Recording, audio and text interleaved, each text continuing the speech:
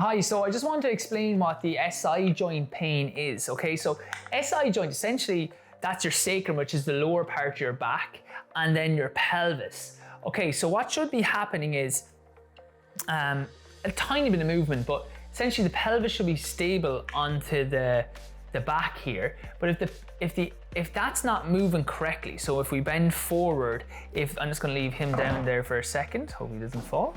He's gonna fall. So basically, my back is here. That should move smoothly. If that's slightly tilted in, it means when I'm walking and I'm moving that pelvis, it's not gonna move that smoothly. Okay, and then that can cause irritation to my back. It can tighten up the piriformis, which can cause like that kind of sciatica pain. Usually you're gonna, with SI joint pain, it's pain more on one side of the body than the other.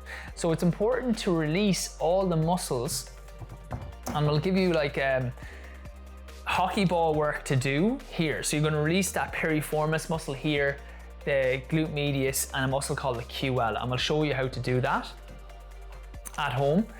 Also then, once we get the pelvis moving correctly, it's really important that we learn how to stabilize the pelvis so that you do exercises that get used to keeping the pelvis in a good position and get the core muscles working smoothly so it doesn't constantly kind of slip back out of position. Now it doesn't move a lot, but it's like the hinges on a door. If they're even off slightly, the door is not going to move as smoothly and things are going to tighten and become irritated around that. So you'll see generally with this, movement or walking can be sore, usually right-sided pain, or if we're sitting, sometimes it can be bad compared to a disc because we're just totally flexing around that pelvis and one side doesn't go in the same way as the other side. So as you said, what we'll try to do is get that pelvis moving a little better and then stabilize a lot more. If you have SI joints issues, I would try to stay away from split squat or split actions, because that's where one pelvis will go one way, the other pelvis will go the other way, and that can cause a little bit of shearing, say in the middle of the pelvis there. I don't know if you can see that. So if one's going one way, one's going the other way.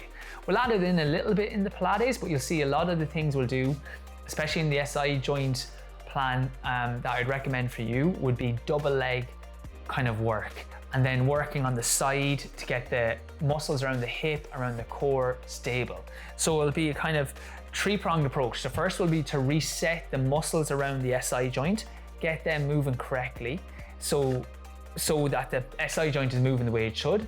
The second approach then will be a 45-minute class once a week to get the muscles around the pelvis to be stabilized once it's in a good alignment again. And then if we do those things, that could give long-term relief on the back, okay? And we might recommend our chiropractor, osteo, or physio just to try release the pelvis initially to get that moving correctly, and then start the program to get long-term results so this doesn't constantly happen.